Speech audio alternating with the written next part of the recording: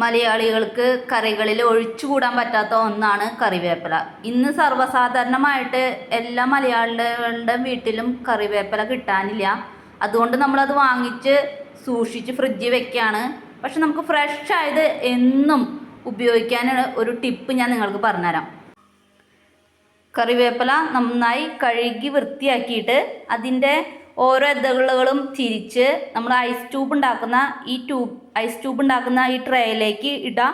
ഓരോ കള്ളിലേക്കും നിറച്ച് അതിലേക്ക് വെള്ളം ഒഴിച്ച് നമ്മൾ ഫ്രീസറിൽ വെച്ച് ഐസ് ട്യൂബ് ആയിട്ട് എടുക്കുക. നമുക്ക് എപ്പോഴും ആവശ്യമുള്ളതിൻ്റെലും ഒരു 5-10 മിനിറ്റ് ഐസ് ട്യൂബ് ഇങ്ങനെ എടുക്കുക. എന്നിട്ട് ഇതിൻ്റെ വെള്ളം അലിയിച്ച് കളഞ്ഞു കഴിഞ്ഞാൽ ഫ്രഷായ കറിവേപ്പില നമുക്ക് എപ്പോൾ വേണമെങ്കിലും ഉപയോഗിക്കാം. ഇതാണ് ഒരു ദിവസത്തെ കറിയിലേക്ക് ഇടാനുള്ള കറിവേപ്പില. ഐസ് ട്യൂബിൻ്റെ ഐസൊക്കെ പോയി. ഇപ്പം നമുക്ക് ഫ്രഷ് കറിവേപ്പില യൂസ് ചെയ്യാം. അപ്പോൾ ഇതെല്ലാവരും ട്രൈ ചെയ്ത് നോക്കാം. അപ്പോൾ ഉണങ്ങി പോവാതെയും ഫ്രഷായിട്ട് നമുക്ക് കറിവേപ്പില യൂസ് ചെയ്യാൻ ഈ ട്രിക്ക് നിങ്ങൾ ഉപയോഗിക്കുക. ഇഷ്ടപ്പെട്ടെങ്കിൽ ചാനൽ സബ്സ്ക്രൈബ് ചെയ്യുക, ലൈക്ക് ചെയ്യുക, സപ്പോർട്ട് ചെയ്യുക.